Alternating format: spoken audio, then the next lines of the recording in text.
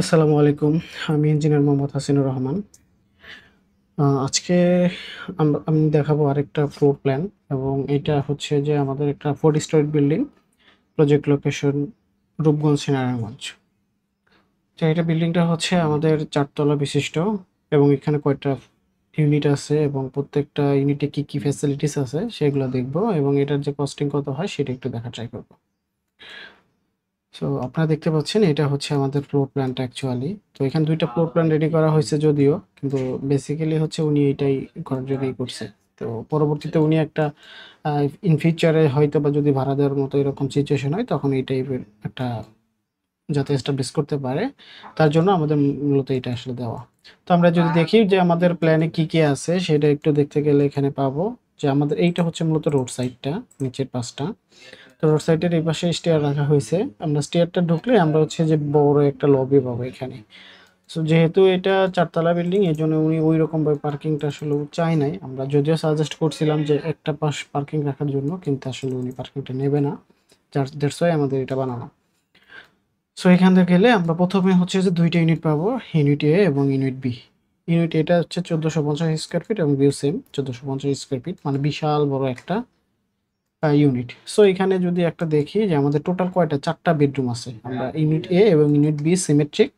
তো এতে হচ্ছে ৪ টা বেডরুম এবং বিতে হচ্ছে ৪ টা বেডরুম। বেডরুমের সাইজগুলো যদি দেখি যে 11.5 feet by 12 feet, 11 feet 12 feet এবং এগুলোও যদি দেখি 11 feet ৭ by 12 feet, 11 feet ২ by 12 feet. তো অলমোস্ট বেডরুমগুলোই বেস্ট বড়ই আছে। এবং এই ৪ টা বেডরুমের জন্য রয়েছে কি ৪ টা টয়লেটের ব্যবস্থা করা হইছে। আমি যে ফ্রন্টে যদি দেখি যে এই বেডরুমের জন্য একটা টয়লেট রাখা হইছে, অ্যাটাচ টয়লেট। এই বেডরুমের জন্য, বেডরুম 2 এর জন্য আছে একটা অ্যাটাচ টয়লেট। তাহলে হচ্ছে যে এই পাশটা গেল এবং এই পাশটার যে বেডরুমগুলো আছে এই বেডরুমগুলোর, আচ্ছা আমরা এইখানে যদি দেখি এটা নাম্বার 3 সাথে আছে আমাদের আরো একটা অ্যাটাচ টয়লেট এবং নাম্বার 4 নাম্বার যে বেডটা আছে সেই বেডটা এবং এটার জন্য সেই পাশে একটা কমন টয়লেট রাখা হয়েছে এবং এই পাশটা হচ্ছে আমাদের পুরোটা ফ্যামিলি লিভিং এর জন্য রাখা হয়েছে, ফর্মাল লিভিং এর জন্য রাখা হয়েছে এবং এখানে আমরা হচ্ছে যে টিভি ক্যাবিনেট থেকে শুরু করে আমরা সবকিছু অ্যারেঞ্জ করতে পারবো এই জায়গাতে। এবং আরেকটু যদি ভিতরে যদি আসি সেটা হচ্ছে মূলত আমাদের এই পাশটা আমাদের ডাইনিং স্পেস। এটা একটু ভিতরের সাইডে রাখা হয়েছে যাতে একটা প্রাইভেট জোনে থাকে। সো এটা যেহেতু পাবলিক জোন তার জন্য এটা এই পাশটা রাখা হয়েছে। সো এখানে আমরা দেখতে পারতেছি যে আর কিচেন যেটা আছে, তো এখানে আমরা বড় একটা কিচেন আছে ৮ ফিট ৫ ইঞ্চি বা ৭ ফিট বড় একটা কিচেন অ্যারেঞ্জ করা হয়েছে এবং এইখানে একটা বারান্দা ব্যবহার করা হয়েছে। এই বারান্দাটা ব্যবহার করার কারণ হচ্ছে যাতে আমাদের এই লিভিং রুমে আলো বাতাস প্রবেশ করতে পারে। সো এখানে আমাদের স্লাইডিং দেওয়া আছে, গ্লাস লাগানো থাকবে। সো এখান থেকে আমরা পর্যাপ্ত আলো বাতাস এই ফ্যামিলি লিভিং এ পাবো। এবং এটার থেকে যদি আমরা এই পাশে ইউনিট বি তে শিফট করি, এইখানে যা আছে সিমেট্রিক সেম জিনিসগুলো আছে, রুমের সাইজ থেকে শুরু করে এ টু জেড সবই আছে। তো আমরা যদি জায়গাটা দেখি আসলে মূলত হচ্ছে ৫৬ ফিট একদিকে এবং আরেকদিকে যদি কলাম টু কলাম দেখি ৪৯ ফিট, মানে ৪৮ ফিট আগে এবং বারান্দা কিছু বের হয়ে গেছে। সো এখানে আমাদের বিল্ডিংটা হচ্ছে অলমোস্ট টোটাল যদি বিল্ডিংটা চিন্তা করি ৩১১৮ স্কোয়ার ফিট আমার টোটাল বিল্ড এরিয়াটা। এবং এইটা উনি হচ্ছে আরেকটা ফ্লোর প্ল্যান আমাদের থেকে নিয়ে রাখছে এটা, যে উনার ওইখানে যদি ভাড়ার যদি কোনো ইয়া থাকে, সুযোগ থাকে ওরকমভাবে তো উনি তো ভাড়া দেবে। যদি ছোট ফ্যামিলির জন্য দরকার হয়, যেমন এটা আসলে বড় ফ্যামিলির জন্য দরকার। ৪ টা বেডরুম আসলে ভাড়া কম হয়। যার কারণে উনি ২টা রুম নিয়ে একটা করে ইউনিট সাজায় দিতে বলছে। তো সেই অনুযায়ী আমরা এখানেও করছি। যদি এটা একটু দেখি যে এখানে একটা বেড, একটা বেড দিয়ে আমরা একটা ইউনিট করছি এবং স্কোয়ার ফিট যদি দেখি মাত্র ৭৬০ স্কোয়ার ফিটে হচ্ছে যে ২ টা ইউনিট এবং ৬৯০ স্কোয়ার ফিটে কিন্তু আমরা ২ টা ইউনিট সাজিয়ে দিছি। না ৬৯০ করে ২ টা এবং ৭৬০ করে ২ টা ইউনিট আছে। টোটাল ৪ টা ইউনিট সাজানো হইছে। এখানে আমরা কি পাবো? ২ টা বেডরুম পাবো, ২ টা টয়লেট পাবো এবং একটা কিচেন পাবো। লিভিং এন্ড ডাইনিং এর জন্য যদিও জায়গাটা খুব ছোট, সো এইভাবে আসলে অ্যারেঞ্জ করা হইছে। সো এখানে আমরা দেখতে পেলাম যে টোটাল হচ্ছে আমাদের যদি ৪ টা করে ইউনিটও কিন্তু সাজানো পসিবল।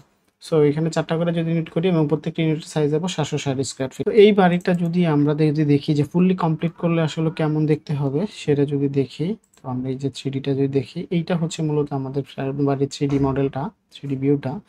সো এটা হচ্ছে আমাদের এন্ট্রিটা, মানে এন্ট্রান্সটা হবে হচ্ছে আমাদের নিচে একটা কলাপসেবল গেট হবে এবং কলাপসেবল গেটের নিচ দিয়ে আমরা হচ্ছে বাড়ির ভিতরে প্রবেশ করব। সো সিঁড়ির ডান সাইডে একটা ইউনিট রাখা হয়েছে এবং সিঁড়ির বাম সাইডে আরেকটা ইউনিট রাখা হয়েছে, যেটা আমি ফ্লোর প্ল্যানে অলরেডি ডিসক্রাইব করছি। সো এখানে যদি দেখি যে আমাদের বিল্ডিংটা কিভাবে সাজানো হয়েছে, এই সামনের অংশগুলো কি বারান্দা রয়েছে এবং পিছনে বারান্দা রয়েছে, সাইডেও কিন্তু ওই লিভিং রুম বরাবর বারান্দা রাখা হয়েছে। দেন আমরা যদি আরো একটা জিনিস দেখি যে উপরে কিছু হচ্ছে আমাদের অ্যাডিশনাল ডিজাইন অ্যাড করা হয়েছে, যেটা সচরাচর আমাদের বিল্ডিং গুলোতে থাকে, যাতে বিল্ডিং এর অ্যাস্থেটিক ভিউ গুলো দেখতে সুন্দর হয় এবং বারান্দাতে যাতে হচ্ছে গার্ডেনিং করা যায় সেই সিস্টেমটা রেখে হচ্ছে আমাদের ওই প্ল্যানগুলো সাজানো হয়।